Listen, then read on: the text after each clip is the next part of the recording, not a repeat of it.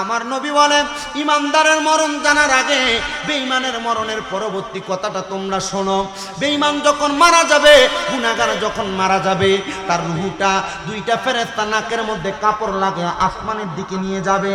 আসমানের দিকে যখন নিয়ে যাবে, ওই ফেরেশতারা আসমানের দিকে নিয়ে যাওয়ার সময় দেখবে আসমানের দরজার সামনে সারি সারি ফেরেশতারা দাঁড়ানো, কিন্তু ওই ফেরেশতারা বেঈমান বান্দা গুনাহগার বান্দার দিকে থুতু নিক্ষেপ করতেছে। দুইজন ফেরেশতা প্রশ্ন করবে, কেন গো তোমরা এই বান্দার প্রতি, বান্দার রূহুর প্রতি তোমরা থুতু নিক্ষেপ করো?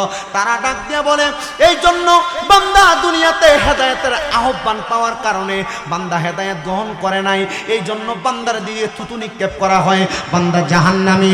দুইজন ফেরেশতা আলমে আরোহার দিকে বেঈমান বান্দা গুনাহগার বান্দার রূহটাকে আবার যখন নিয়ে যাবে, এবার আলমে আরোহার দরজা বন্ধ, আসমানের দিকে ফিরে আসবে, দুনিয়ার দরজা বন্ধ থাকবে, আসমানের ডাইনে বামে সামনের দরজা বন্ধ থাকবে, শুধু আসমানের পেছনের অংশের দরজা খোলা।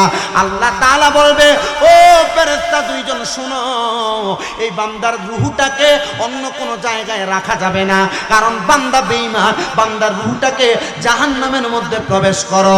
এবার আপনার আমার দেহটাকে যদি আমরা গুনাহগার হই, জাহান্নামে প্রবেশ করানো হবে। আল্লাহর হাবিব সাল্লাল্লাহু আলাইহি সাল্লাম বলে, কিন্তু যারা মুমিন, যারা ইমানদার, তাদের মরণটা কত মজার মরণ তোমরা শুনে নাও। ইয়া রাসূলুল্লাহ, মুমিনদার ব্যক্তিটার মরণটা কেমন, মুমিন ব্যক্তির মরণ কেমন? আল্লাহর হাবিব ঘোষণা করতেছে, মুমিন বান্দা ইন্তেকাল করার আগে আমার আল্লাহ তাআলা মুমিন বান্দার সামনে দুইটা রহমতের ফেরেশতাকে নাযিল করে দিবে। মুমিন বান্দা রহমতের দুইজন ফেরেশতাকে দেখা আনন্দে বড় আত্মহারা হয়ে যাবে। মুমিন বান্দা হয়তো ঘুমের ঘরে থাকবে, নয়তো নামাজের সিজদারত অবস্থায় থাকবে। মুমিন বান্দার মাথার মধ্যে একজন ফেরেশতা হাতটা বুলিয়ে দিবে। ছোট্ট একটা বাচ্চা কান্না করার কারণে ছোট্ট বাচ্চার মা জননী মাথায় হাত বুলিয়ে দিলে ছোট বাচ্চাটা যেমন ঘুমায়া যায়, মুমিন বান্দাটা ঠিক তেমন ভাবে ঘুমায়া যাবে। আল্লাহর হাবিব বলে, জগতের মানুষ, ওই মুমিন বান্দা ঘুমানোর সাথে সাথে আজরাইল আমার আল্লাহর কাছে অনুমতি চায়, আল্লাহ এই বান্দা যেহেতু ঘুমাইছে, বান্দার রূহ কি কবজ করব? আমার আল্লাহ কয়, না রে আজরাইল, আমার হাবিব বলেছে মিশকাতুল মাসাবির কিতাবুল ঈমানের হাদিস, বিকাউলি লা ইলাহা ইল্লাল্লাহু মুহাম্মাদুর রাসূলুল্লাহ ফাদাখালাল জান্নাহ। যদি তার জবান দিয়ে কেউ কালিমা পড়ে, ইন্তেকালের পরে ওই ব্যক্তি জান্নাতে প্রবেশ করবে। আমার বন্ধু বলেছে ইমানদার কালিমা পড়া ছাড়া ইন্তেকাল করবে না। যাও রে আজরাইল, দাঁড়ায় থাকো, কিছুক্ষণ পর বান্দা ঘুম থেকে জাগ্রত হবে। ঘুম থেকে জাগ্রত হওয়ার পর মুমিন বান্দা কালেমা পড়বে। ওই কালিমা পড়ার সময় মুমিন বান্দার জবান দ্বারা যে বাতাস বের হবে, ওই বায়ুর সাথে মুমিন বান্দার রূহটা তুমি কবজ করে আনবা। আমি আমার আল্লাহ তাআলার কোরআনুল কারীম থেকে আয়াত তেলাওয়াত করেছি। আমার আল্লাহ তাআলা কোরআনুল কারীমের মধ্যে ঘোষণা করেছেন, বিসমিল্লাহির রহমানির রহিম, লা ইয়াস্তাওয়ি আসহাবুন নারি ওয়া আসহাবুল জান্নাহ।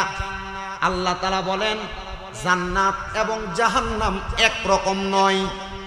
আসহাবুল জান্নাতি হুমুল ফাইজুন, যারা জান্নাতি তারা হলো সফল কাম। আয়াতে কারিমার মধ্যে তিনটা দিক আমি আপনাদেরকে বুঝাইতে চাই। আল্লাহ তাআলা এক নাম্বার বুঝাইলেন, জান্নাত এবং জাহান্নামের মধ্যে পার্থক্য আছে, জান্নাত এবং জাহান্নাম একরকম নয়। তাহলে বুঝলাম জান্নাত একটা জিনিস, জাহান্নাম আরেকটা জিনিস। আল্লাহ বললেন, আসহাবুল জান্নাতি হুমুল ফাইজুন, যারা জান্নাতি তারা হলো সফল কাম।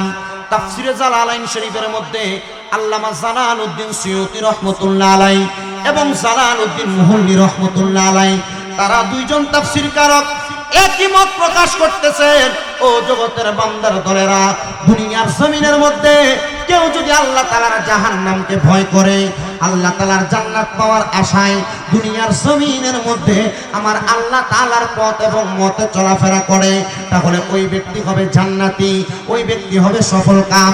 এবার রাসূল সাল্লাল্লাহু আলাইহি ওয়াসাল্লামের প্রখ্যাত হাদিস বিশারদ আব্দুল্লাহ ইবনে আব্বাস রাদিয়াল্লাহু তাআলা আনহু এই আয়াতে কারিমার উপর একটা হাদিস বর্ণনা করেন। তিনি বলেন আমি আমার নবীজির দরবারের মধ্যে উপস্থিত ছিলাম। মদিনা শরীফের মধ্যে নবীজির রওজা মুবারকের পাশে নবীজির মিম্বরের মাঝ বরাবর এখানে 4টা গাছ 3টা গাছ ছিল। একটা গাছের নাম হলো উস্তুনে হান্নানা, আরেকটা গাছের নাম হলো উস্তুনে আহাদা, আরেকটা গাছের নাম হলো উস্তুনে আয়েশা। এই 3টা গাছ আমার নবীজি বড় বরকতময় গাছ হিসেবে নির্ধারণ করেছেন। যারা মদিনা শরীফের মধ্যে রিয়াজুল জান্নার মধ্যে প্রবেশ করেছেন আপনারা গাছগুলা দেখেছেন। এই গাছগুলা তুর্কির আমলে গাছগুলার মাঝখানটাকে ঠিক রেখে চারদিক থেকে মোটা মোটা পিলার করে দেওয়া হয়েছে 3টা গাছকে। আল্লাহর হাবিবের রওজা মুবারক থেকে রওজা মুবারকের পাশে মিম্বর পর্যন্ত মাঝখানে 3টা গাছ। উস্তুনে হান্নানা ওই গাছের মধ্যে ধরে ধরে আমার নবী খুতবা প্রদান করতেন, বয়ান দিতেন। উস্তুনে আহাদা ওই গাছের নিচে বসে বসে আমার নবীজি রাহমাতুল লিল আলামিন নবীর কাছে অন্য কোন দেশ থেকে কোন মানুষ যদি আসতো নবী তাদের কাছে তাকরীর প্রদান করতেন। আর উস্তুনে আয়েশা যে জায়গার মধ্যে আল্লাহর হাবিব সাল্লাল্লাহু আলাইহি ওয়াসাল্লাম মা আয়েশা সিদ্দিকা রাদিয়াল্লাহু তাআলা আনহার রান মুবারকের উপর মাথা রেখে ঘুমিয়েছেন। নবীজি সাল্লাল্লাহু আলাইহি ওয়াসাল্লাম একদিন জ্বর জ্বর ভাব নিয়ে উস্তুনে আয়েশার মধ্যে বসা। আব্দুল্লাহ ইবনে আব্বাস রাদিয়াল্লাহু তাআলা আনহু বলেন আমি তায়েফের ময়দান থেকে আল্লাহর হাবিবের দরবারে মাঝে মাঝে আগমন করতাম, কারণ আমার নবীজির জবান মুবারক দ্বারা যেই শব্দগুলা ব্যবহার হইতো এই কথাগুলো আমি ইহুদিদের মাঝে প্রচার করতাম। যে ইহুদিদের কাছে আমার নবীজির জবান মুবারকের বাণীগুলা পছন্দ হইতো, তারা কালিমা পড়তো। আমি আব্দুল্লাহ ইবনে আব্বাস যেই দিন প্রথম আমার নবীজির জবান মুবারকে একটা কথা 3জন ইহুদি পানি আননেওয়ালা মহিলার কাছে প্রকাশ করলাম, 3জন একসাথে ইসলামের কালিমা পড়েছে লা ইলাহা ইল্লাল্লাহু মুহাম্মাদুর রাসূলুল্লাহ সাল্লাল্লাহু আলাইহি ওয়াসাল্লাম। জোরে শুনে পড়ি সুবহানাল্লাহ। হযরত আব্দুল্লাহ ইবনে আব্বাস বলেন আমি আমার নবীজির সম্মুখে দাঁড়াইলাম, আল্লাহর হাবিব সাল্লাল্লাহু আলাইহি ওয়াসাল্লামকে দেখলাম আমার নবীজির চোখ মুবারকগুলো বেয়ে বেয়ে আমার নবীজির পানি পড়তেছে। আমি দেখলাম নবীজির দাড়ি মুবারকগুলো ভিজে গেছে। আমি আল্লাহর হাবিব সাল্লাল্লাহু আলাইহি ওয়াসাল্লাম নবীর কাছে জানতে চাইলাম ইয়া রাসূলুল্লাহ ইয়া হাবিবাল্লাহ নবীজি আপনি নবী এমন করে কেন কান্না করেন? ঘরের ভিতর থেকে আম্মা আয়েশা সিদ্দিকা জবাব দেয় ওগো আব্দুল্লাহ ইবনে আব্বাস রাদিয়াল্লাহু তাআলা আনহু আর রাসূল সাল্লাল্লাহু আলাইহি ওয়াসাল্লাম আজকে 2 দিন পর্যন্ত জ্বরের নিয়ামত অসুস্থতার নিয়ামতে ভুগতেছেন, নবীজি কেন কান্না করেন? নবীজির কাছে আমি একবার দুইবার না অনেকবার জানতে চাইলাম, আল্লাহর হাবিব জবান দ্বারা কোনো কথার উত্তর প্রকাশ করতেছেন না।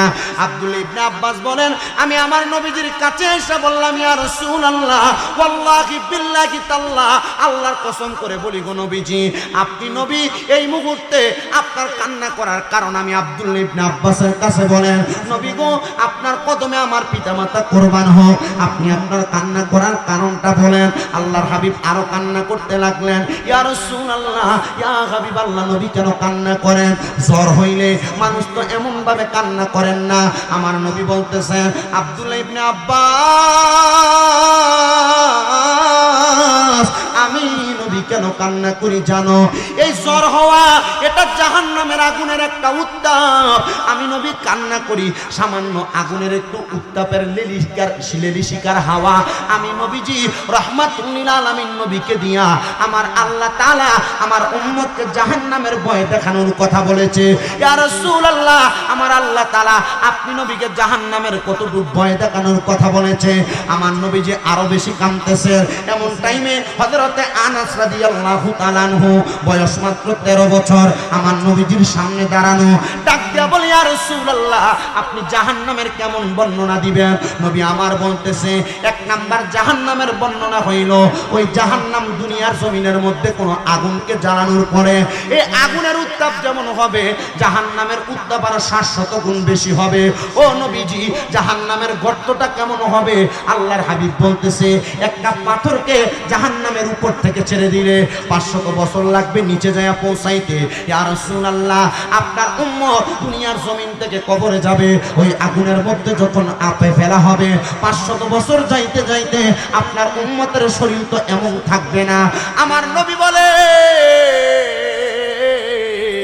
1 মানুষের শরীর যখন জ্বলতে জ্বলতে একবারে জ্বলা আংরা হয়ে যাবে, মানুষের দেহটাকে আবার বিনির্মাণ করা হবে, আবার বিনির্মাণ করার পরে আবার জাহান্নামের আগুনের মধ্যে পুরানো হবে। নবী গো, একবার শাস্তি দিলেই তো চলে, একটা মানুষকে কেন আমার আল্লাহ তাআলা এত জাহান্নামের লেলিশিকাময় শাস্তি প্রদান করবে? আমার নবী বলে, মানুষকে একবার হেদায়েতের দাওয়াত দেওয়া হয়েছে, মানুষ গ্রহণ করে নাই। দুইবার হেদায়েতের দাওয়াত দেওয়া হয়েছে, মানুষ গ্রহণ করে নাই। বারবার যখন হেদায়েতের দাওয়াত দেওয়া হয়, মানুষ হেদায়েতের দাওয়াতটাকে একবার অনাকাঙ্ক্ষিত মনে করে। এই জন্য আমার আল্লাহ তাআলা জাহান্নামের মধ্যে তাদেরকে এমন শাস্তি প্রদান করবে। নবী আমার শুধু এই কথা বলে ঠান্ডা হন নাই, আমার নবীজি বলতেছেন, উম্মত আমার শুনে নাও, দুনিয়ার জমিন থেকে কবরে আসার পরে না হাসরের ময়দানের পরবর্তী সময়ে জাহান্নামের কঠিন উত্তাপ দেওয়া হবে, কিন্তু দুনিয়ার জমিন থেকে যখন একটা বান্দার রূহ কবজ করা হবে, তখন থেকে ওই বান্দাটাকে জাহান্নামের শাস্তি দেওয়া হবে। ও দয়ার নবী, মায়ার নবী, রহমাতুল লিল আলামিন নবীজি, কেমনে গো নবীজি আপনার কাছে জানতে চাই। আমার নবী বলে, জাহান্নামী বান্দাটা দুনিয়ার জমিনের মধ্যে গুনাহ করতে করতে এমন অবস্থা তার দেহটাকে বানাইবো, তার রূহটার মধ্যে একটা দুর্গন্ধ তৈরি হয়ে যাবে। আল্লাহ তাআলা ফেরেশতা আজরাইলকে পাঠাইবে ওই জাহান্নামী বান্দার রূহটা কবজ করার জন্য। ফেরেশতা আজরাইল আইসা জাহান্নামী বান্দার বুকের মধ্যে থাবা দিয়া ধরবে। ওই বান্দাটা আজরাইলের থাবাটা সহ্য করতে পারবে না। আমার নবী ডাক দিয়ে, উম্মত, এমন অনেক উম্মত থাকবে, আজরাইলের থাবাটা তার বুকের মধ্যে লাগার সাথে সাথে বিছানার মধ্যে ভয়ে প্রস্রাব পায়খানা করে দিবে। নবী আমার বলে, শুধু তাই না রে, আজরাইলের ভয়ঙ্কর চেহারা দেখে বান্দা সর্বপ্রথম তার জিহ্বার মধ্যে কামড় দিয়ে দিবে, বান্দা দ্বিতীয়ত চোখটা উল্টাইয়া দিবে, তৃতীয়ত বান্দা বিছানার মধ্যে প্রস্রাব পায়খানা করে দিবে, চতুর্থত বান্দার শাহরগগুলা টাস টাস করে ছিঁড়ে যাবে, আর নাকে মুখে দিয়ে রক্ত বের হবে। ইয়া রাসূলুল্লাহ, ইয়া হাবিবাল্লাহ, নবী গো, ওগো দয়ার নবী, মায়ার নবীজি, আপনার কাছে জানতে চাই, মানুষ কেমন, কেন এমন অবস্থা হবে? আমার নবী বলে, আজরাইলের ভয়ঙ্কর চেহারা যখন একটা মানুষের সামনে হাজির হয়ে যাবে, আজরাইলের ভয়ঙ্কর চেহারা দেখে আজরাইলের কাছে মানুষ সময় কামনা করবে, হে আজরাইল, একটু সময় প্রদান করো, যেন আমি দুনিয়ার জমিনে একটু প্রস্তুতি গ্রহণ করতে পারি। এমন টাইমে বান্দার জিহ্বাটা দুই চোয়ালের মাঝখানে আটকা পড়ে যাবে। বান্দার চেষ্টা করবে চোখের ইশারা দিয়ে বোঝানোর জন্য, কিন্তু বান্দার চোখটা উল্টে যাবে। বান্দার চেষ্টা করবে বান্দার হাতের ইশারা দিয়ে অনেক রকমের জিনিস বোঝানোর জন্য, বান্দার হাতের শাহরগগুলা ছিঁড়ে যাবে, বান্দার পায়ের রগগুলা ছিঁড়ে যাবে। রগগুলা ছিঁড়ার কারণে বান্দার রক্ত চলাচল যখন বন্ধ হয়ে যাবে, বান্দার নাকে মুখে দিয়ে রক্ত বের হয়ে যাবে, ওই সময় বান্দাটা যখন ইন্তেকাল করবে, বেঈমান হয়ে মারা যাবে, অপবিত্র হয়ে মারা যাবে, বিছানার মধ্যে প্রস্রাব পায়খানা করে দিবে। নবীজি, মানুষ কেমন কষ্ট পাইবে গো নবীজি? আল্লাহর হাবিব সাল্লাল্লাহু আলাইহি ওয়াসাল্লামের কন্যা খাতুনে জান্নাত ফাতেমাতুজ জাহরা বলে, আমার নবীজি মৃত্যু যন্ত্রণার কষ্টের বর্ণনা দিয়েছেন দুনিয়ার জমিন থেকে যাওয়ার আগে। নবীজির দরবারে জিবরাইল আলাইহিস সালাতু ওয়াস সালাম আয়েশা বলে, আসসালাতু ওয়াসসালামু আলাইকা ইয়া রাসূলুল্লাহ। নবীজি অনুমতি প্রদান করলে আপনি নবীর হুজরা মুবারকের মধ্যে প্রবেশ করব। আম্মা জান খাদিজাতুল কুবরা রাদিয়াল্লাহু তাআলা আনহার হুজরা মুবারকে মা ফাতেমাতুজ জাহরা অবস্থানরত। তিনি বলেন, আমি ঘরের দরজাটা খুললাম, আমি দেখলাম কে যেন আমার ঘরের সামনে দাঁড়ানো। আমি দেখলাম আমার ঘরের সামনে ওনার কদম দেখা যায়, কিন্তু আসমান পর্যন্ত ওনার মাথাটা দেখা যায়। অল্প সময়ের মধ্যে দাখিয়াতুল কালবির সুরুত নিয়ে আমার নবীজির সামনে দাঁড়িয়ে গেছে। ইয়া রাসূলুল্লাহ, আমার আল্লাহ তাআলা অনুমতি চাইছেন আজরাইলের মাধ্যমে আপনি নবীর রূহ কবজ করার জন্য। আমার নবীজি বললেন, আমার উম্মতের ফয়সালা কি? আমার আল্লাহ বলে, ইয়া রাসূলুল্লাহ, ইয়া হাবিবাল্লাহ, যারা আপনি নবীর পথ মতে চলাফেরা করবে। নবীর পথ মত কোনটা? নবীর পথ হইল নামাজ আদায় করা, নবীর পথ হইল যাকাত দেওয়া, নবীর পথ মত হইল দুনিয়ার জমিনে আমল আখলাক করা। কিন্তু আমরা নামাজ তো নাই, আবার আমল আখলাক থেকে আমরা অনেক দূরে আছি। আল্লাহ যদি মাফ না করে আমরা বাঁচার মতো কোনো উপায় নাই। ও বন্ধুরে, ও নবীর উম্মতের দলেরা হযরতে খাতুনে জান্নাত ফাতেমা বলে আমি দেখলাম আমার আব্বা জানের সঙ্গে কথোপকথন হচ্ছে। এমন টাইমে জিবরাইল আলাইহিস সালাতু ওয়াস সালাম চলে গেলেন। হঠাৎ করে দেখলাম মুহাম্মদুর রাসূলুল্লাহ সাল্লাল্লাহু আলাইহি ওয়াসাল্লাম আমার আল্লাহ তাআলার কাছে আল্লাহু আকবার বলে চিৎকার প্রদান করলেন। আমার নবী ডাক দিয়া কয় আল্লাহ। আজরাইল যখন আমি নবীর বুক মুবারকে হাতটা রাখলো, আমি নবী মনে করলাম 7 সমুদ্র 13 নদীর পানি সহ পাহাড়গুলো মনে হয় আমি নবীর বুক মুবারকের মধ্যে রাখা। জিবরাইল আমার আল্লাহ তাআলার কাছে খবর পাঠাও আমার উম্মতের রূহকে এমন ভাবে কবজ করা হবে। জিবরাইল বলে না ইয়া রাসূলুল্লাহ আপনার উম্মতকে এত কষ্ট দিয়ে রূহ কবজ করা হবে। আমার নবী বলে হে জিবরাইল শোনো, আমার আল্লাহ তাআলার কাছে প্রকাশ করে দাও আমি নবী জানিয়ে দিলাম রে আমার উম্মতকে যেন আমার আল্লাহ তাআলা এত কষ্ট না দেয়, আমার সকল উম্মতের কষ্ট আমার আল্লাহ তাআলা যেন আমি নবী দিয়া আদায় করে নেয়।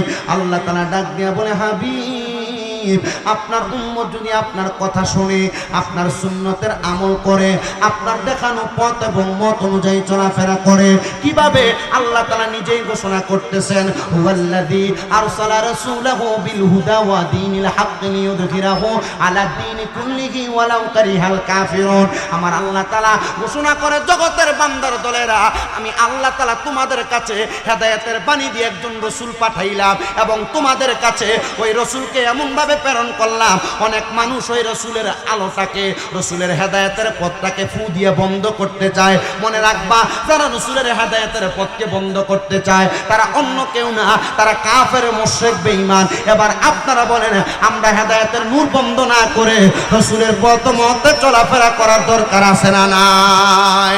রাসূল সাল্লাল্লাহু আলাইহি ওয়াসাল্লামের কাছে আল্লাহ তাআলা বলেছেন রাসূলের সাতটা পাক্কা ঈমানদার বান্দাদেরকে এমন কষ্ট দিয়ে দুনিয়ার জমিন থেকে রূহ নেওয়া হবে না। আমার নবী বলে আল্লাহ তাআলার কাছে আমি দোয়া করলাম, আল্লাহ তাআলা আমি নবীর দোয়া কবুল করলেন। এবার আল্লাহর হাবিব সাল্লাল্লাহু আলাইহি ওয়াসাল্লাম ওই যে আব্বাস রাদিয়াল্লাহু তাআলা আনহুর হাদিস উনি বলতেছেন আমার নবীজির জবান মুবারকে নবী আমার প্রকাশ করতেছে একটা জীবিত ছাগলকে টানায়া দিলে একটা বকরিকে টানায়া দিলে জীবিত অবস্থায় তার শরীর থেকে চামড়াটা ছিঁড়ে ফেললে ওই ছাগলটার যেমন কষ্ট হবে একটা মানুষের দেহ থেকে রূহটা আলাদা করতে মানুষ এমন কষ্ট পাবে যদি মানুষটা বেঈমান হয়। কেমন হয়? জোরে বলেন না। যদি মানুষটা কেমন হয়? বেঈমান যদি হয়। একটা জীবিত বকরিকে লটকায়া দিয়া জীবিত চামড়াটা ছিঁড়ে ফেললে যত কষ্ট হবে বেঈমান মানুষটার রূহ কবজ করলে বেঈমান মানুষ এমন কষ্ট পাবে বিছানায় প্রস্রাব পায়খানা করবে, নাকে মুখে দিয়ে রক্ত বের হবে, শাহরগগুলা ছিঁড়ে যাবে, চোখ উল্টায়া দিবে। এগুলা ভালো মৌতের লক্ষণ না, এগুলা কষ্ট পেয়ে মারা যাওয়ার লক্ষণ। সাহাবায়ে কেরাম কান্না করে। হযরত আব্দুল্লাহ ইবনে আব্বাস বলে আমি তাকিয়ে দেখলাম আমার চোখের সামনে 13 বছরের শিশু হযরত আনাস রাদিয়াল্লাহু তাআলা আনহু মাথা চক্কর দিয়ে মাটিতে পড়ে গেছে। আনাস কেন এমন করে পড়ে গেলা? হযরত আনাস রাদিয়াল্লাহু তাআলা আনহু বলে এত কষ্ট নবীজি বেঈমানেরা সহ্য করতে পারবে কিনা জানি না, তবে আপনি নবী বলেন যারা ঈমানদার তাদেরকে আমার আল্লাহ তাআলা কেমনে মরণ দিব। আমার নবী বলেন ঈমানদারের মরণ জানার আগে বেঈমানের মরণের পরবর্তী কথাটা তোমরা শোনো। বেঈমান যখন মারা যাবে, গুনাহগার যখন মারা যাবে, তার রূহটা দুইটা ফেরেশতা নাকের মধ্যে কাপড় লাগিয়ে আসমানের দিকে নিয়ে যাবে। আসমানের দিকে যখন নিয়ে যাবে ওই ফেরেশতারা আসমানের দিকে নিয়ে যাওয়ার সময় দেখবে আসমানের দরজার সামনে সারি সারি ফেরেশতারা দাঁড়ানো, কিন্তু ওই ফেরেশতারা বেঈমান বান্দা গুনাহগার বান্দার দিকে থুতু নিক্ষেপ করতেছে। দুইজন ফেরেশতা প্রশ্ন করবে কেন গো তোমরা এই বান্দার প্রতি বান্দার রূহের প্রতি তোমরা থুতু নিক্ষেপ করো? তারা ডাক দিয়ে বলে এই জন্য বান্দা দুনিয়াতে হেদায়েতের আহ্বান পাওয়ার কারণে বান্দা হেদায়েত গ্রহণ করে নাই, এই জন্য বান্দার দিকে থুতু নিক্ষেপ করা হয়, বান্দা জাহান্নামী। দুইজন ফেরেশতা আলমে আরোহার দিকে বেঈমান বান্দা গুনাহগার বান্দার রূহটাকে এবার যখন নিয়ে যাবে, এবার আলমে আরোহার দরজা বন্ধ। আসমানের দিকে ফিরে আসবে, দুনিয়ার দরজা বন্ধ থাকবে। আসমানের ডাইনে বামে সামনের দরজা বন্ধ থাকবে, শুধু আসমানের পেছনের অংশের দরজা খোলা। আল্লাহ তাআলা বলবে, ও ফেরেশতা দুইজন শুনো, এই বান্দার রূহটাকে অন্য কোনো জায়গায় রাখা যাবে না, কারণ বান্দা বেঈমান। বান্দার রূহটাকে জাহান্নামের মধ্যে প্রবেশ করো। এবার আপনার আমার দেহটাকে যদি আমরা গুনাহগার হই, জাহান্নামে প্রবেশ করানো হবে। আল্লাহর হাবিব সাল্লাল্লাহু আলাইহি সাল্লাম বলে, কিন্তু যারা মুমিন, যারা ঈমানদার, তাদের মরণটা কত মজার মরণ তোমরা শুনে নাও। ইয়া রাসূলুল্লাহ, মুমিনদার ব্যক্তিটার মরণটা কেমন, মুমিন ব্যক্তির মরণ কেমন? আল্লাহর হাবিব ঘোষণা করতেছে, মুমিন বান্দা ইন্তেকাল করার আগে আমার আল্লাহ তাআলা মুমিন বান্দার সামনে দুইটা রহমতের ফেরেশতাকে নাজিল করে দিবে। মুমিন বান্দা রহমতের দুইজন ফেরেশতাকে দেখা আনন্দে বড় আত্মহারা হয়ে যাবে। মুমিন বান্দা হয়তো ঘুমের ঘরে থাকবে, নয়তো নামাজের সিজদারত অবস্থায় থাকবে। মুমিন বান্দার মাথার মধ্যে একজন ফেরেশতা হাতটা বুলিয়ে দিবে। ছোট্ট একটা বাচ্চা কান্না করার কারণে ছোট্ট বাচ্চার মা জননী মাথায় হাত বুলিয়ে দিলে ছোট বাচ্চাটা যেমন ঘুমায়া যায়, মুমিন বান্দাটা ঠিক তেমন ভাবে ঘুমায়া যাবে। আল্লাহর হাবিব বলে, জগতের মানুষ, ওই মুমিন বান্দা ঘুমানোর সাথে সাথে আজরাইল আমার আল্লাহর কাছে অনুমতি চায়, আল্লাহ এই বান্দা যেহেতু ঘুমাইছে, বান্দার রূহ কি কবজ করব? আমার আল্লাহ কয়, না রে আজরাইল, আমার হাবিব বলেছে মিশকাতুল মাসাবির কিতাবুল ঈমানের হাদিস, বিকাউলি লা ইলাহা ইল্লাল্লাহু মুহাম্মাদুর রাসূলুল্লাহ ফাদাখালাল জান্নাহ। যদি তার জবান দিয়ে কেউ কালিমা পড়ে, ইন্তেকালের পরে ওই ব্যক্তি জান্নাতে প্রবেশ করবে। আমার বন্ধু বলেছে, ঈমানদার কালিমা পড়া ছাড়া ইন্তেকাল করবে না। যাও রে আজরাইল, দাঁড়ায় থাকো, কিছুক্ষণ পর বান্দা ঘুম থেকে জাগ্রত হবে। ঘুম থেকে জাগ্রত হওয়ার পর মুমিন বান্দা কালেমা পড়বে। ওই কালিমা পড়ার সময় মুমিন বান্দার জবান দ্বারা যে বাতাস বের হবে, ওই বায়ুর সাথে মুমিন বান্দার রূহটা তুমি কবজ করে আনবা। ইয়া রাসূলুল্লাহ, ইয়া হাবিবাল্লাহ, নবী গো, মুমিন বান্দার রূহটা কবজ করব। রূহটা যখন কবজ করা হবে, এমন অবস্থায় মুমিন বান্দার অবস্থা কেমন হবে? বলে, ছোট্ট বাচ্চা মুখের মধ্যে দুগ্ধ দেওয়ার পরে বাচ্চার কান্না যেমন বন্ধ হয়ে যায়, মুমিন বান্দা রূহ কবজ করার সময় এমন ভাবে শান্ত হয়ে যাবে, মুমিন বান্দা টের পাবে না। সুদ খায়, ঘুষ খায়, হারাম খায়, পরের হক মাইরা খায়, গীবত করে, বাজে কাজগুলা করে, আপনারা বলেন এদের মরণ কেমন আরামের মরণ হইব না এমন কষ্ট পাওয়া হইব? চিন্তা করেন তো, এলাকার ভিতরে হারাম খুরগুলা যারা ফিতনা ফাসাদ তৈরি করে, সমাজের মধ্যে বিভ্রান্ত তৈরি করে, এই মানুষগুলোর অবস্থা কত কঠিন হবে। এই ওয়াজ ভাল লাগতো না কেন? এই ওয়াজ ভালো না লাগার মূল কারণ হলো, হুজুর দুইটা গজল কন, গরম করেন, ভাল লাগবো। এই ওয়াজ যদি করেন, আমরা আজকে শুনবো, কালকে বাহির করে দেবো কান দিয়া। কারণ এখানে যারা আছেন আপনারা, আমার মনে হয় না 50% লোক এশারের নামাজ পড়ে এখানে আসছে। কথা ঠিক আছে না?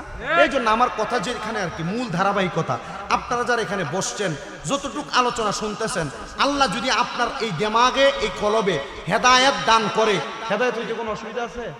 নামাজ পড়তে কোনো অসুবিধা আছে? আল্লাহর কোরআন এবং রসুলের হাদিস মোতাবেক চলাফেরা করতে কোনো অসুবিধা আছে? ইমানদারের মরণ চাই আমরা, বেঈমানের মতো কষ্ট পেয়ে মারা যাইতে চাই না। ছাগলের চামড়া আপনার শরীরে একটু কাইটে গেলে তো অনেক কষ্ট পান আপনি। ছাগলের চামড়া টান দিয়ে খুললে ছাগলটা জীবিত অবস্থায় যে কষ্ট পাবে, আপনি সেই কষ্ট পাবেন। আপনার শরীরের চামড়া আপনি টান দিয়ে খুলতে পারবেন?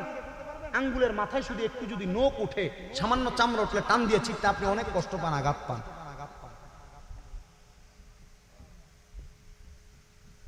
নবীজি বলছেন, মুমিন বান্দা ইন্তেকাল করলে ফেরেশতা আজরাইল দাঁড়ায়া থাকবে, রূহটা কবজ করবে। রূহটা যখন কবজ করবে আজরাইল ফেরেশতা, নেওয়ার পরে মুমিন বান্দা ঘুমন্ত অবস্থায় থাকবে। মুমিন বান্দাটা কবরের মধ্যে যাওয়ার পরে আমার আল্লাহ তাআলা সরাসরি মুমিন বান্দাকে জান্নাত প্রদান করবে। ইয়া রাসূলুল্লাহ, ইয়া হাবিবাল্লাহ, নবীজি, মুমিন বান্দা যে জান্নাতে প্রবেশ করবে, আমার আল্লাহ তাআলা জান্নাতের মধ্যে কি নিয়ামত দান করবে? নবী আমার বলে, মুমিন বান্দাটা ওই কবরের মধ্যে যাওয়ার আগে যখন মুমিন বান্দার রূহটাকে আমার আল্লাহ তাআলার ফেরেশতারা আসমানের দিকে নিয়ে যাবে, ওই ফেরেশতা যারা বেঈমানকে থুতু নিক্ষেপ করে এই জায়গার মধ্যে আমার আল্লাহ তাআলার জান্নাতের ফেরেশতারা দাঁড়ায়া থাকবে আর বলবে আহলান ওয়া সাহালান দুয়ুফুর রহমান, হে আল্লাহর মেহমান, আপনাদেরকে স্বাগতম, আপনারা জান্নাতের মধ্যে প্রবেশ করেন। পর্দার অন্তরালের আমার মা বোনেরা, আপনারা চিন্তা করেন ওই জান্নাতের মধ্যে প্রবেশ করতে পারবেন কিনা, আল্লাহ তাআলার অসংখ্য নিয়ামত আপনারা বহন করতে পারবেন কিনা। বলে হুজুর আল্লাহ তাআলার অসংখ্য নিয়ামত কিভাবে গ্রহণ করবে? শোনেন, ওই নিয়ামত গ্রহণ করনেওয়ালা আল্লাহর নবীজির একজন আশেক, যিনার নাম হইল হযরতে ইমাম গাজ্জালী রাদিয়াল্লাহু তাআলা আনহু। ইমাম গাজ্জালী রাদিয়াল্লাহু তাআলা আনহু বলেন, আমি একদিন ফজরের নামাজ আদায় করে আমি আমার মসজিদের মধ্যে অবস্থানরত অবস্থা, এমন সময় আমার কাছে একজন সাদা সিধা ব্যক্তি, চেহারা বড় সুন্দর মায়াবী, সুঠাম দেহওয়ালা, আমার কাছে এসে কান্না করতেছে। আমি তার কান্নার ধরন দেখে বুঝতে পারলাম ওই ব্যক্তি ঘুমের ঘরে অত্যন্ত ভয় পেয়ে গেছে। এই জন্য আমি ইমাম গাজ্জালীর কাছে আগমন করলো। ইমাম গাজ্জালী বলে, আমি প্রশ্ন করলাম, ও আগন্তুক ব্যক্তি, আপনি কেন কান্না করতে করতে আমার সামনে আসলেন? আপনাকে দেখে মনে হয় আপনি বড় ভীতি প্রদর্শিত হয়েছেন, কান্না করবেন না, আপনি আপনার ভয় পাওয়ার কারণটা আমার কাছে বলেন। উনি বলেন, হুজুর, আমি হঠাৎ করে ঘুমের ঘরে স্বপ্ন দেখলাম কে যেন আমাকে পেছন থেকে তাড়া করতেছে আর আমাকে ডাকতেছে, এ বান্দা আমার সামনে চলে আয়, আমার সামনে চলে আয়। আমি তার সম্মুখে যখন গেলাম, উপর থেকে একটা পাথর আমার মাথা বরাবর করে আমার পুরাটা শরীর থেতলিয়ে গেছে। হুজুর, আমি এমন ভয় পাইয়া ঘুম থেকে জাগ্রত হয়ে গেলাম। জাগ্রত হওয়ার সাথে সাথে আমি আবার একটু ঘুমানোর চেষ্টা করলাম। আমি আবার স্বপ্ন দেখলাম এই মুহূর্তে আমার উপর থেকে পাথরটা সরায়া কে যেন আমার শরীরটাকে আবার পূর্বের ন্যায় করে দিয়েছে। ইমাম গাজ্জালী চোখের পানি ফালায়া ফালায়া কান্দে আর ডাক দিয়ে বলে, বাবা, তোমার জন্য আমার আল্লাহ তাআলা এলান পাঠাইছে। দুনিয়ার জমিনে হয়তো তুমি কোনো গুনার কাজ করতে করতে তুমি বড় নাজেহাল হয়ে গেছো, আমার আল্লাহ খবর পাঠাইছে, বান্দা তুমি হেদায়েতের রাস্তা গ্রহণ করো, আল্লাহ তাআলার পথ মতে চলাফেরা করো। এ বান্দা, এই পথটা অনুসরণ করলে আমার আল্লাহ তাআলা ইন্তেকালের পর তোমাকে জান্নাত প্রদান করবে। ছেলে বলে, হুজুর, আমি মুসলমান না, আমি একজন খ্রিস্টান। আমি আপনার কাছে দৌড়ে আসার কারণ হইল আপনি আমাকে একটা ভালো ফয়সালা দান করবেন, কারণ এর আগে আরো দুইবার আমি একই স্বপ্ন দেখেছি। আমি খ্রিস্টান ধর্মের পাদ্রীদের কাছে গেলাম এটার একটা ফয়সালা পাওয়ার জন্য, খ্রিস্টান ধর্মের পাদ্রীরা আমাকে ফয়সালা দেয় নাই। হুজুর, আপনি ফয়সালা দিয়েছেন, কিন্তু আমার মা, আমার আব্বা জান, তারা কি আমাকে অনুমতি প্রদান করবে? হুজুর ডাক দিয়ে বললেন, ইসলাম ধর্ম গ্রহণ করার জন্য মা বাবার অনুমতি লাগবে না, তবু তুমি শালীনতা বজায় রেখে হেদায়েতের পথে তোমার মা বাবার কাছে যাইয়া অনুমতি প্রার্থনা করবা। যদি তোমার মা তোমার বাবা অনুমতি না দেয়, তাহলে তুমি সন্তান দুনিয়ার জমিন থেকে কবরে যাওয়ার আগে কালিমা পয়রা মুসলমান হইবা। ওই খ্রিস্টান বলে, আমি আমার আম্মা আব্বার কাছে অনুমতি চাইলাম, কিন্তু আমার মা আমার বাবা খ্রিস্টান ধর্ম ত্যাগ করার অনুমতি আমাকে দেয় নাই। এই মুহূর্তে ইমাম গাজ্জালীর কাছে আইসা আমি কালেমা পড়লাম, কালেমা পইরা আমি মুসলমান হইলাম। কিন্তু আমি যখন কালেমা পড়ে মুসলমান হইলাম, আমার আম্মা আব্বা আমাকে অত্যন্ত ভালো নজরে দেখতে পারতেছেন না, বাজে নজরে তাকায়। আমি কালেমা পড়ার পর অল্প কিছুদিন যাইতে না যাইতে আমার মা বাবা আমাকে প্রহার করা শুরু করলেন। আমাকে বলতে লাগলেন, তুমি যদি ইসলাম ধর্ম পরিত্যাগ না করে, ইসলাম ধর্ম পরিত্যাগ করে আবার খ্রিস্টীয় ধর্ম পালন না করো, তাহলে তুমি সন্তান আমাদের পাওনা জায়গা সম্পত্তি থেকে বিরত থাকবা।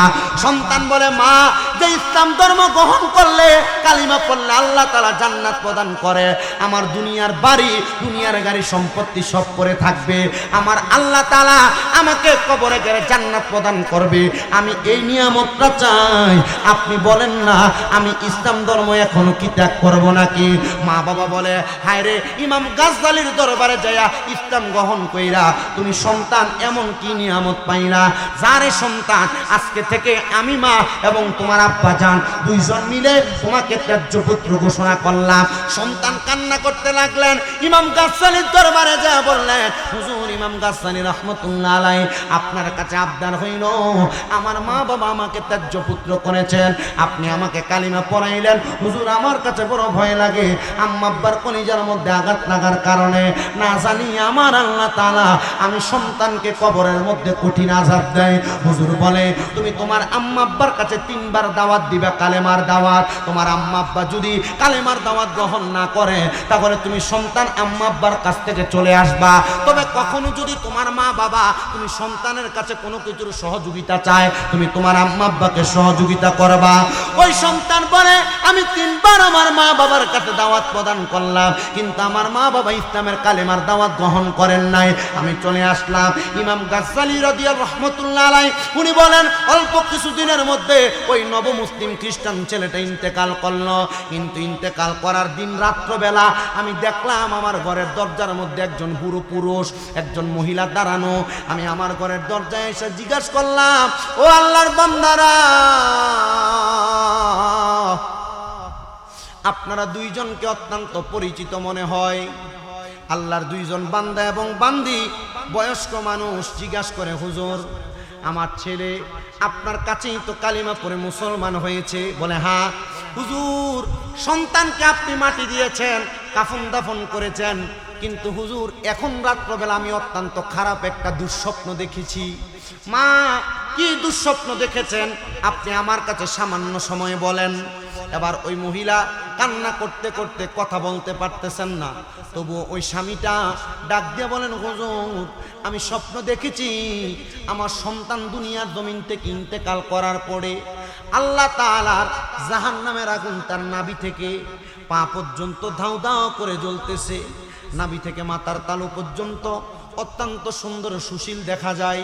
হুজুর সন্তানের এমন অবস্থা দেখে আমি সহ্য করতে পারলাম না, আপনার কাছে দৌড়ে আসলাম। আমার সন্তানের আধা শরীর ভালো, আধা শরীর আগুনে জ্বলতেছে। মনোযোগ দেন বাবারা, আমরা মুসলমান দাবি করি, কিন্তু মুসলমান হিসেবে যে কাজগুলা করা দরকার আমরা করি না। এটার কারণে হয়তো আমাদেরও আধা শরীর জাহান্নামে যাবে, আধা শরীর সুন্দর থাকবে। খ্রিস্টান মা বাবা প্রশ্ন করে, হুজুর কারণটা জানতে চায়। আমার সন্তান না ইসলাম ধর্ম গ্রহণ করেছে। হুজুর আমার মা আমার সন্তান কবরে যাওয়ার পর কেন অর্ধেক শরীর আগুনে জ্বলতেছে, অর্ধেক শরীর ভালো দেখা যায়। হুজুর ডাক দিয়ে বললেন, অল্প কিছুক্ষণ সময় আপনি আমার দেন, আমি আপনাকে আপনার সন্তানের এমন অবস্থার কারণ আমি আপনাকে বলে দিই। ওই মা বাবা দুইজন যখন দাঁড়াইলেন, মা বাবা দুইজন দাঁড়ানোর পরে ইমাম গাজ্জালী বলেন, আমি আমার নামাজের মুসল্লাটা বিছায়া আল্লাহর দরবারে 2 রাকাত নামাজ আদায় করলাম। 2 রাকাত নামাজ আদায় করে আল্লাহর কাছে দোয়া করতে লাগলাম, ইলাহি একটা সন্তান ইন্তেকাল করার পরে এমন খারাপ অবস্থা, বাজে অবস্থা, আল্লাহ তার মা বাবা এটা সহ্য করতে পারতেছে না। যদিও তার মা বাবা খ্রিস্টান, আমার আল্লাহর পক্ষ থেকে এলহাম হয়। ও ইমাম গাজ্জালী আপনি তাদেরকে জানাইয়া দেন, তাদের সন্তানের এমন অবস্থার কারণ হইল তারা 2 জন। কারণ কি, মা বাবা 2 জন ইসলাম ধর্ম গ্রহণ করে নাই, সন্তান কালিমা পড়েছে। সন্তান ইসলাম ধর্ম গ্রহণ কইরা কালিমা পইরা 3 বার মা বাবাকে দাওয়াত দিয়া আর বিরক্ত হইয়া দাওয়াত দেয় নাই। এই জন্য আমার আল্লাহ তাআলা ওই সন্তানের অর্ধেক শরীর আগুনে পুড়াইতেছে আর অর্ধেক শরীর ভালো রেখেছে। এবার ইমাম গাজ্জালী বললেন, আমি নামাজ শেষ করে আমার দরবারের মধ্যে আলেম অর্জন করা 5 জন আলেমকে একসাথে করে প্রস্তাবনা করলাম, এমন অবস্থায় তার মা বাবাকে আমরা কি পরামর্শ দিতে পারি। এবার ইমাম গাজ্জালীর দরবারে আব্দুল্লাহ ইবনে হুযায়ফা নামক একজন আলেম বসবাস করতেন। আব্দুল্লাহ ইবনে হুযায়ফা বলেন, হুজুর তার মা বাবাকে সন্তানের ভয়টা একটু দেখায়া দেন, সন্তানকে যদি তারা বাঁচাইতে চায় এই মা বাবা যেন ইসলামের ছায়াতলে চলে আসে। কারণ মা বাবা চায় না কোনো সন্তান আগুনের মধ্যে জ্বলুক। সন্তান যদিও মা আছে কি অবস্থায় আছে, ইমাম গাজ্জালী বলে, এতক্ষণ আমি চাইছি, এবার আর আমি আপনাদেরকে আপনাদের সন্তানের খবর বলতে পারবো না। বলে কারণ কি, আপনাদের সন্তানের খবর আপনারা জানবেন। বলে কিভাবে? বলে আল্লাহ তাআলার কোরআনে আল্লাহ ঘোষণা করেছে, ওয়া মিনাল লাইলি ফাতাহাজ্জাদ বিহি নাফিলাতান লাকা আসা আইয়াবআসাকা রাব্বুকা মাকামান মাহমুদা। আল্লাহ ঘোষণা করেছে, নবীজিকে বলেছেন রাতের কিছু অংশে আপনি তাহাজ্জুদের নামাজ পড়েন, অতি সত্বর আল্লাহ তাআলা আপনাকে মাকামে মাহমুদের মতো প্রশংসার জায়গা দান করবে। এই আয়াত যখন নাযিল হয়, নবীজি আল্লাহর কাছে দোয়া করে, আল্লাহ মাকামে মাহমুদ আমাকে দান করবেন। আমার উম্মত যদি মাকামে মাহমুদ কামনা করে, তাহাজ্জুদের নামাজ পড়ে, আপনি আমার উম্মতকে কি দান করবেন? আমার আল্লাহ তাআলা জানায়া দেয় জগতের বান্দার দলেরা, কেউ যদি তাহাজ্জুদের নামাজ আদায় করে আমার আল্লাহর কাছে দোয়া করে, আল্লাহ তাআলা ওই বান্দার মনের সব আশাগুলা পূরণ করে। ও আল্লাহ, আমরা তো আপনার কাছে তাহাজ্জুদ পড়ে পড়ে দোয়া করি, আমাদের সন্তান কবরে কেমন আছে জানাইয়া দেন। মাত্র 3 দিন তাহাজ্জুদের নামাজ পড়ে দোয়া করছে, ওই মা বাবা দুইজন পরের দিন ইমাম গাজদালির কাছে বর্ণনা দেয়, হুজুর আমরা দেখেছি আমাদের সন্তান জান্নাতের মধ্যে ডাইনে বামে সামনে পেছনে রহমতের ফেরেশতার গাঁট নিয়া জান্নাতের মধ্যে ঘোরাফেরা করতেছে, আর সে জান্নাতের ফল ভক্ষণ করতেছে। আল্লাহর ওলি ইমাম গাজদালি ডাক দিয়া কয়, মা, একটা মা বাবা কালিমা পড়া সন্তানের জন্য দোয়া করার কারণে সন্তান যদি জান্নাত পাওয়া যায়, আপনারা চিন্তা করে আপনারা কালিমা পড়ার কারণে আমার আল্লাহ তাআলা কবরে আপনারে কি নিয়ামত দান করবে। ওই মহিলা চোখের পানি পালায়া পালায়া ডাক দিয়া কই, হুজুর আমার আল্লাহ তাআলা ঘোষণা করে দিয়েছে, আমরা যখন তাহাজ্জুদের নামাজ আদায় করেছি, আমরা যদি মরণের আগ পর্যন্ত ঈমান এবং নেক আমলের মাধ্যমে আমাদের জীবনটাকে অতিবাহিত করতে পারি, আমার আল্লাহ তাআলা আমাদেরকে কবরের মধ্যে শান্তি প্রদান করবে। এ আমার যুবক ভাইয়েরা, মুরব্বী বাবাজিরা, পর্দার অন্তরালের মা বোনেরা, আপনাদের কদমে হাত দিয়ে বলি, যদি আপনারা দুনিয়ার জীবনকে সুখময় বানাইতে চান, কবরের জিন্দেগিতে আনন্দময় বানাইতে চান, ফজর, জোহর, আসর, মাগরিব, এশার নামাজ, এই 5টা ওয়াক্ত নামাজের বাগিরে ফজরের নামাজের আগে দিয়া উঠা আমার আল্লাহর কাছে 2 করে 4 রাকাত, 3 4 12 রাকাত তাহাজ্জুদের নামাজ আদায় করবেন। যদি আপনার সম্পদ না থাকে, আল্লাহর কাছে সম্পদের জন্য কান্না করবেন। যদি আপনার কামাইয়ের মধ্যে বরকত না থাকে, আপনি ইনকামের বরকতের জন্য দোয়া করবেন। যদি আপনার কঠিন রোগ হয়, আল্লাহর কাছে রোগ থেকে মুক্তি পাওয়ার জন্য দোয়া করবেন। আমার নবীজির হাদিসে মুবারাকার মধ্যে হযরতে তালহা বিন জুবায়ের রাদিয়াল্লাহু তাআলা হাদিস বর্ণনা করে, তিনি বলেন, আমার নবীজি দুনিয়ার উম্মতকে শিক্ষা দিয়েছে, যদি উম্মতের কষ্ট না হইতো 5 ওয়াক্ত নামাজের সাথে তাহাজ্জুদের নামাজ উম্মতের জন্য ফরজ করে দিত। কারণ আমার আল্লাহ তাআলা ফরজ নামাজের পরে অসংখ্য বরকত তাহাজ্জুদের নামাজের মাধ্যমে দেয়। পর্দার অন্তরালে অনেক মা বোনেরা শুনতেছেন, আপনাদের অনেকের মনের আশা পুরো হয় না। মা গো মা, তাহাজ্জুদের নামাজটা পড়বেন। এখানে অনেক যুবকের আছেন, বিদেশ যাওয়ার কত চেষ্টা করেন, বিদেশ যাইতে পারেন না। তাহাজ্জুদের নামাজ পড়বেন, 5 ওয়াক্ত নামাজের পাশাপাশি আল্লাহর কসম 3 মাসে মনের আশা পূরণ হবে। অনেক দাড়ি পাকা বুড়ো বুড়ো বাবারা আছে, মনের আশাগুলা পূরণ হয় না, কবরকে ভয় করেন, জীবনে অনেক গুনাহ করছেন, আল্লাহ তাআলা আপনার জীবনের গুনাহ মাফ করবে কিনা এটার খবর জানেন না। আল্লাহর কাছে রাত্রবেলা যখন হঠাৎ করে ঘুম ভাঙ্গা যায়, মসজিদের বারান্দাটার মধ্যে যাইয়া 12 রাকাত কইরা তাহাজ্জুদের নামাজ পড়ে পড়ে কান্না করবেন, আপনি আপনার ভবিষ্যতের খবর জানতে পারবেন। আমার বাবারে, হযরতে ইদ্রিস আলাইহিস সালাতু ওয়াস সালাম উনার সন্তানকে বলেছে, এ সন্তান শোনো, দুনিয়া থেকে জান্নাতের মাঝে অন্য কোনো দূরত্ব নাই। ইদ্রিস নবীর সন্তান বলে, আব্বা এটা কি বলতেছেন? দুনিয়া থেকে জান্নাতের মাঝে অন্য কোনো দূরত্ব নাই, দূরত্ব একটা। আব্বা আপনি বলেন দূরত্ব কোনটা? ইদ্রিস নবী বলে, এটা হলো চোখের পানি। সন্তানের বয়স 6 বছর। কত? 6 বছরের সন্তান। ইদ্রিস নবী ডাক দিয়া কয়, এই সন্তান তুমি বুঝতে পারলা দুনিয়া থেকে আখেরাত, আখেরাতে দুনিয়া থেকে জান্নাত পর্যন্ত মাঝখানের দূরত্ব চোখের পানি। যদি চোখের পানি ফালায়া ওই মনিবরে খুশি করতে পারো, জান্নাত পাইবা। এর কিছুদিন পরে ইদ্রিস নবী ওনার সন্তানকে আর খুঁজে পায় না। আল্লাহর কাছে দোয়া করে, আল্লাহ বিবাহ করার অনেক বছর পরে একটা সন্তান দিলেন, আল্লাহ এই সন্তানরে খুঁজে পাই না। ইদ্রিস আলাইহিস সালাতু ওয়াস সালাম পাগল পার, আল্লাহ সন্তান কই? কান্না করতে করতে বেকারার। ইদ্রিস নবী জঙ্গলে তালাশ করলেন, পাহাড়ে তালাশ করলেন, সমুদ্রের কিনারায় তালাশ করলেন, সন্তান পায়। ইদ্রিস আলাইহিস সালাতু ওয়াস সালাম ঘরের ভিতরে হতাশ হইয়া মাথাটা হেলান দিয়ে ক্লান্ত অবস্থায় ঘুমায় গেছে। আল্লাহ তাআলার পক্ষ থেকে ইদ্রিস নবীর প্রতি ইলহাম আসছে, আওয়াজ আসছে, ইদ্রিস সন্তানকে কত জায়গায় তালাশ করলা, দুনিয়ার প্রত্যেকটা জায়গায় তালাশ করার পর সন্তানকে পাও নাই। হে বন্ধু ইদ্রিস, তুমি কি যেই জায়গায় তোমার ইবাদত করো ওই জায়গায় যাই আমি আল্লাহর কাছে একবার ওই সন্তানকে চাইছো? ইদ্রিস নবী ঘুম থেকে উঠে গেছে। কি বলে? আসলে কথা সত্য, সন্তানকে পাওয়া যাচ্ছে না। সমুদ্রের কিনারে গেলাম, পাহাড়ের গুহায় গেলাম, খেজুরের বাগান জঙ্গলে গেলাম, সন্তানকে কোথাও পাইলাম না। আসলে তো আমি যেই ঘরে ইবাদত করি এই ঘরে যে আল্লাহর কাছে কান্না করে একবারও চাইলাম না। আল্লাহ তাআলার বন্ধু হযরত ইদ্রিস আলাইহিস সালাতু ওয়াস সালাম বলে, আমি ঘরে প্রবেশ করলাম, প্রবেশ কইরা আমি আল্লাহ তাআলার কাছে নামাজ আদায় করব, বাহির থেকে ওযু বানিয়ে গেলাম, যায় দেখতেছি আমার সন্তান সে জায়গায় কান্না করতেছে। একটানা 7 দিন পর্যন্ত কান্না করছে, 7 দিন খুঁজা পাই নাই। ডাক দিলাম, ঘাড়ের মধ্যে হাত লাগাইয়া, যেখানে সব নবীদের মোহরে নবুয়াত, হাত লাগাইয়া বললাম, সন্তান। ইদ্রিস আলাইহিস সালাতু ওয়াস সালামের দিকে ফিরা ওনার সন্তান বলেন, আব্বা 7 দিন পর্যন্ত আপনি আমাকে তালাশ করেছেন, আমি এই জায়গায় ইবাদত করতেছি। ইদ্রিস নবী বলে, বাবা কান্না করার কারণটা বলো। 6 বছর বয়সী ইদ্রিস নবী বলছে, দুনিয়া থেকে জান্নাত পর্যন্ত যে জায়গা এই জায়গা পাড়ি দেওয়ার মাধ্যম কি? চোখের পানি। আব্বা এখন আমার বয়স 8 বছর, আমি প্রাপ্ত বয়স্ক।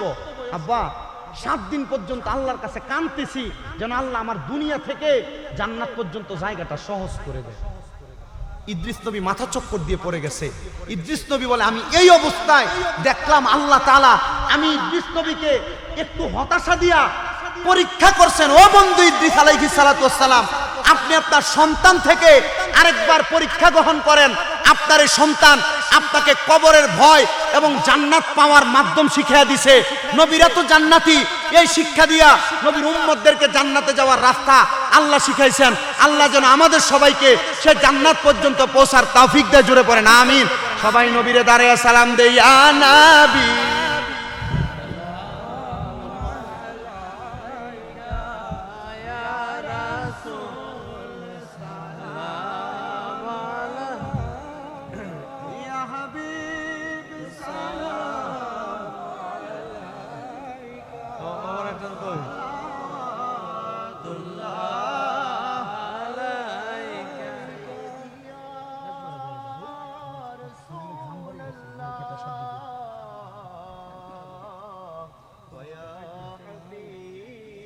दिल को सलाम कहना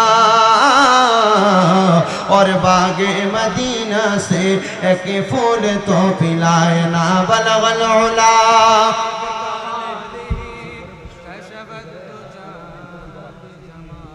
हसनत जमिया सालिही सल्लु।